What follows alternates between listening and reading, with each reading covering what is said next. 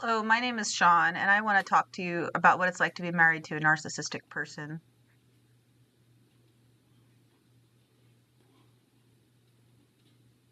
So, before commenting on this, I did attend a support group, and I've heard other people's experiences being married to narcissists, and they were very much like mine. So, I want to discuss some terms and some concepts just associated with narcissism. In a typical relationship, the couple meets each other halfway. They share everything together and share decisions together. But when you're married to a narcissist, that's not the case because they have a very grandiose sense of personality. They want to be treated like royalty.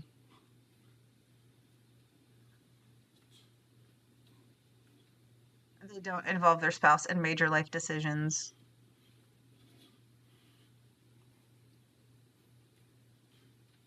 Their reputation is very important to them. They go to work steadily, they may go to church and be involved, but at home it's a different story. They treat their spouse awfully, and that can involve physical abuse, mental abuse, emotional abuse.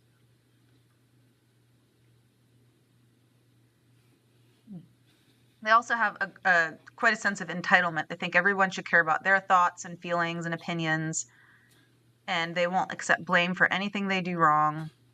If they do something wrong, they will still blame their spouse.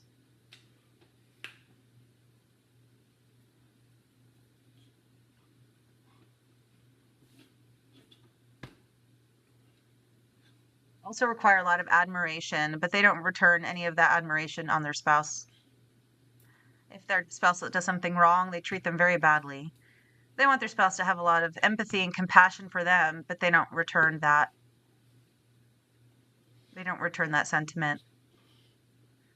They don't have secure trust either. So, if their spouse, for example, has friends or family they want to go visit, the narcissistic spouse will become very jealous and say things such as, "Do you care about me? Do you even love me?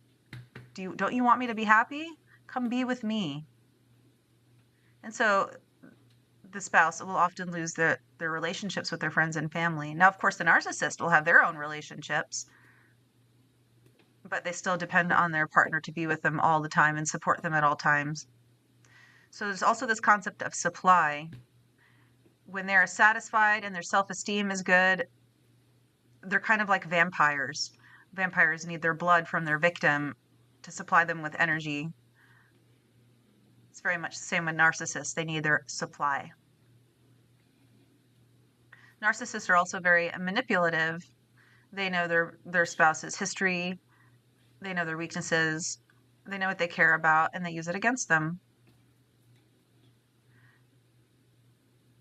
Anything they do or say, they use it against them. And here's an example. Perhaps at home, they get to an argument, and the narcissistic spouse says, "Leave." And so the spouse leaves.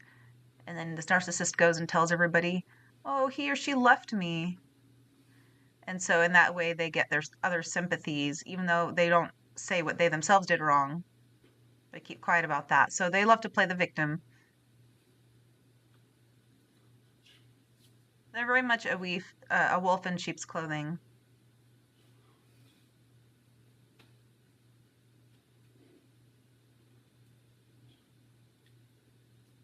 They often will make ultimatums, so they'll give their spouse two choices, their choice, their way, or a threat, such as, "I'll take all the money," or, "I'll divorce you if you don't do what I want," or, "I'll use the children against you if you don't do what I want."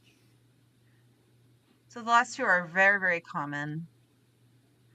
The concept of hoovering means that maybe you've separated yourself from the narcissist and their supply is low and they need that more of that supply. So they might say to you, "I miss you so much. Come back and be with me. Don't you remember old times, how good it was?"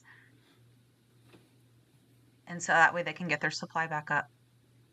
The last concept is of trauma bonding.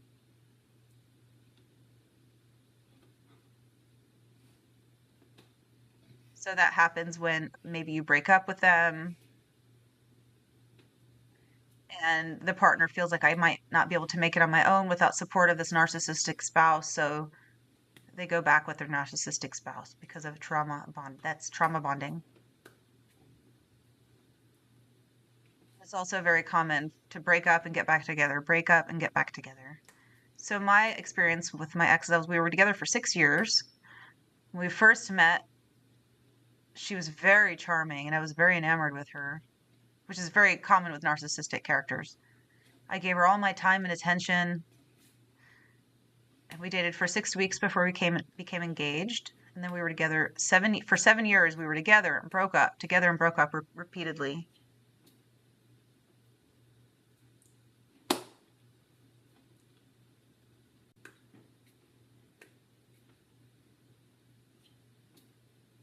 So then my first child was born, and 5 months later we got married.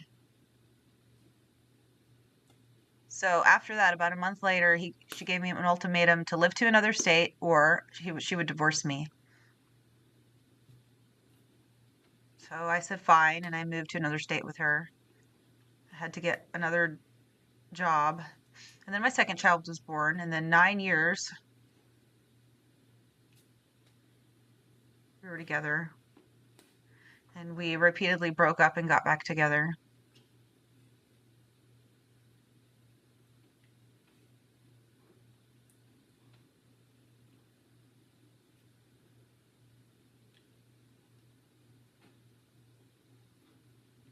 So when a narcissist feels like you're getting to their level and they lose power, they start to look for a better supply. They start to look for someone else and they will divorce you. But that is not the end of the story. You still have a child with that person. It's very tough. You still have to parent with them.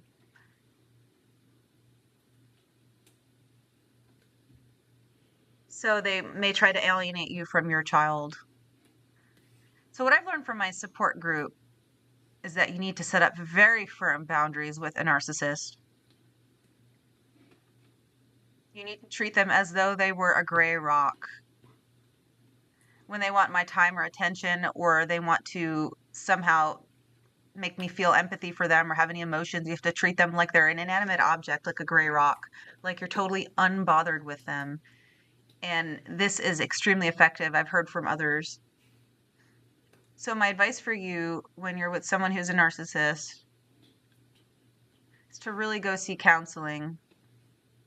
And if that person refuses, you should really divorce them and focus on your own health and your own well-being and happiness. It's very vital. I finally found my contentment and my happiness. Now I had no life of my own when I was with my narcissist spouse.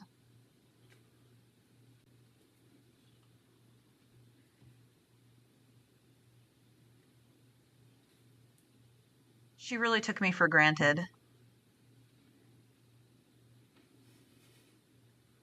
So my health and well-being is the most important thing. I feel a lot better. I feel a lot more contentment. And I hope the same for you on your journey. Good luck on your journey.